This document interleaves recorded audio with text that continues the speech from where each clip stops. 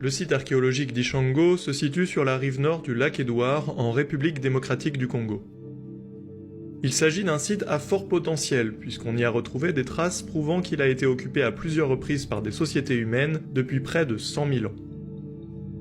Les premières fouilles sérieuses ont été réalisées entre 1950 et 1959 par l'archéologue belge Jean de Heinzelin, après que des restes humains aient été mis au jour 20 ans plus tôt lors d'une autre expédition menée par un zoologue, Hubert Damas.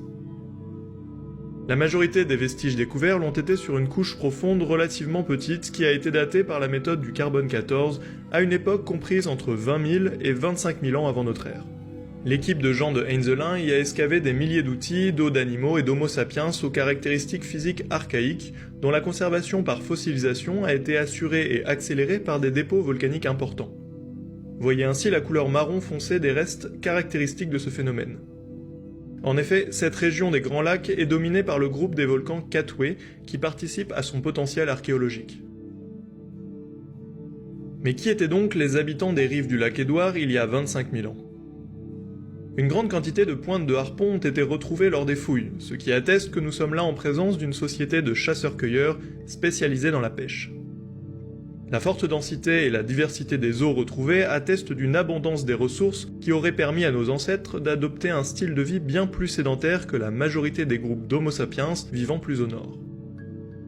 Et oui, nous sommes toujours à une époque où la plupart des groupes humains ont adopté le nomadisme dans de larges territoires pour maximiser leurs chances de survie. D'ailleurs, cette sédentarité ne devait pas être récente sur le site d'Ishango, puisque d'autres harpons, cette fois-ci datant de 70 000 ans, ont été retrouvés sur le site archéologique de Katanda à proximité d'Ishango. Ceci prouvant que la région était bel et bien habitée durablement depuis bien longtemps. Et qui dit sédentarité et abondance de ressources dit plus de temps libre pour la réflexion, les innovations techniques et peut-être même plus. Cela a notamment été observé lors de l'analyse des pointes de harpon. En effet, les archéologues ont remarqué une évolution dans la forme de ceux-ci. L'écartement entre les encoches devenait de plus en plus important, ce qui, nous le savons aujourd'hui, améliore les chances de capture du poisson. Nous sommes donc là en face d'une avancée technologique manifeste. Ce peuple des Grands Lacs était donc indiscutablement sur les rails du progrès. Jusqu'où ont-ils bien pu aller ? C'est ce que nous allons voir tout de suite avec la découverte majeure faite sur le site d'Ishango, celle de deux os gravés qui porteront rapidement le nom évocateur d'os d'Ishango. Laissez-moi vous les présenter.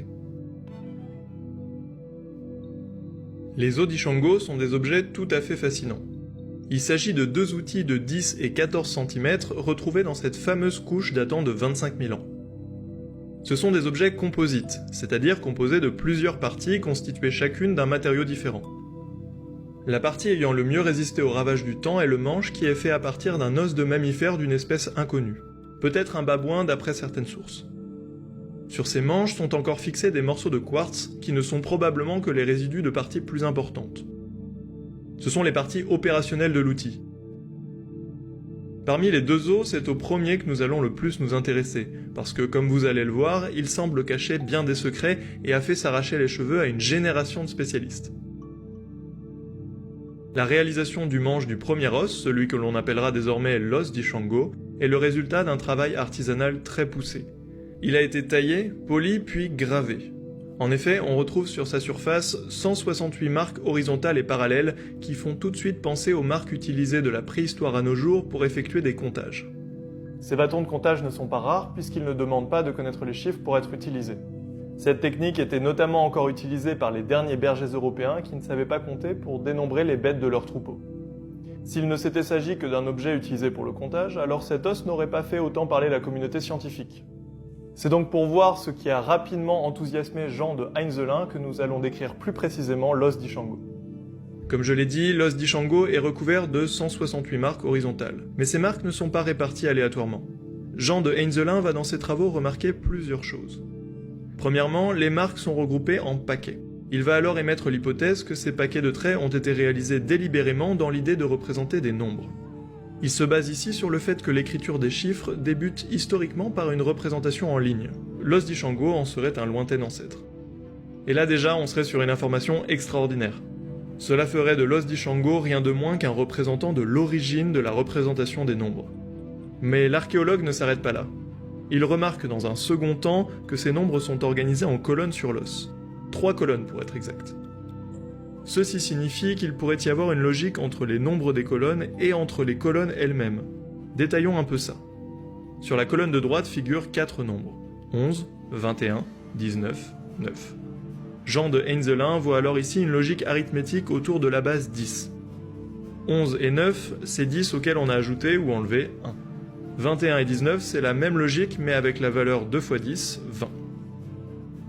Sur la colonne centrale apparaissent d'autres logiques mathématiques avec les nombres 3, 6, 4, 8, 10, 5, 5 et 7. Il remarque que les 3 premiers couples de nombres sont les résultats de dédoublement. 6, 8 et 10 sont respectivement les doubles de 3, 4 et 5. Mais c'est avec la colonne de gauche que l'os d'Ishango fait sensation. On y voit les nombres 11, 13, 17 et 19 qui résonnent tout particulièrement dans le cœur des mathématiciens. Avec le 5 et le 7 du bas de la colonne centrale, ces nombres sont, dans l'ordre et sans omission, tous les nombres premiers compris entre 5 et 20. Pour rappel, les nombres premiers sont les nombres divisibles seulement par 1 et par eux-mêmes. Ils sont d'une importance capitale en mathématiques en entrant dans de nombreux théorèmes. Vous pouvez ainsi les voir comme des briques élémentaires à la manière des atomes en physique. La première trace de l'étude des nombres premiers date des travaux entrepris par Euclide d'Alexandrie en -300. Alors les voir sur un os vieux de plus de 20 000 ans, c'est tout simplement une révolution dans l'histoire mondiale des sciences. On peut supposer que les Égyptiens et les Babyloniens ont pu travailler ces nombres premiers, bien qu'il n'y en ait été trouvé aucune trace, mais on a avec l'os d'Ishango un indice sur rien de moins que l'origine africaine d'un pan complet des mathématiques. Vous voyez sûrement maintenant l'importance que revêt ce type de conclusion, et c'est pourquoi les travaux de Jean de Heinzelin ont été grandement commentés. Et nous aussi, nous allons prendre le temps de discuter ces hypothèses. Mais avant cela, je souhaiterais vous parler d'autres travaux postérieurs à ceux de Jean de Heinzelin qui ont avancé de nouvelles significations possibles aux inscriptions visibles sur l'os d'Ishango. La célébrité de l'os d'Ishango est en grande partie le résultat des investigations menées dans les années 90 par les mathématiciens belges Dirk Hilbroek et Vladimir Plester. Ils accordent entièrement leur crédit au plus important, c'est-à-dire que les groupes de marque horizontale représentent bien des nombres. Ils vont même beaucoup plus loin que leurs collègues en considérant que l'os d'Ishango renfermerait des règles de calcul complexes à la manière de tables de calcul ou même à la manière de ce que beaucoup de journaux de l'époque appelleront une calculatrice préhistorique. J'ai mis le lien vers l'article dans la description si vous souhaitez en savoir plus sur ce qui les amène vers ces conclusions. De mon côté, je vais m'arrêter sur une hypothèse marquante de leurs travaux. Plester et Hilbroek constatent une chose très intéressante. En faisant la somme des nombres de chaque colonne, on arrive à 60 pour les colonnes de gauche et de droite et à 48 pour la colonne centrale. 48 et 60 étant des multiples de 12, ils y voient une manifestation des règles de calcul pensées en base 12, par paquet de 12 si vous voulez. De plus, et vous le verrez en parcourant leurs publications, beaucoup des règles de calcul internes dans les colonnes de l'os d'Ishango font apparaître des logiques à la fois en base 3 et en base 4. Or les bases 3 et 4 donnent une fois combinées la base 12. Mais enfin, vous allez me dire, pourquoi donc l'origine manifeste de calcul en base 12 dans l'os d'Ishango est-elle si intéressante? Eh bien, c'est que cette découverte permet de comprendre pourquoi, encore aujourd'hui, un grand nombre de méthodes de calcul en Afrique se font en base de 12, contrairement au reste du monde, qui est majoritairement passé en base décimale, base 10, avec les avancées majeures que nous devons aux Indiens puis aux Arabes depuis le 7e siècle. Cela permet aussi de comprendre d'où proviendrait la base 60 des Babyloniens, qui est notamment à l'origine du découpage des heures et des angles. Et oui, qu'est-ce que c'est que 60? Le résultat de 12 par 5. La base 12 a donc peut-être enfanté la base 60. La région des Grands Lacs n'est donc plus seulement, excusez-moi du peu, le berceau de l'humanité, elle serait également le berceau des mathématiques, et ce grâce intégralement aux conclusions exposées dans les travaux sur l'os d'Ishango. Les travaux que je viens de vous décrire sur l'os d'Ishango représentent de véritables séismes pour l'histoire des sciences telle que nous la connaissons.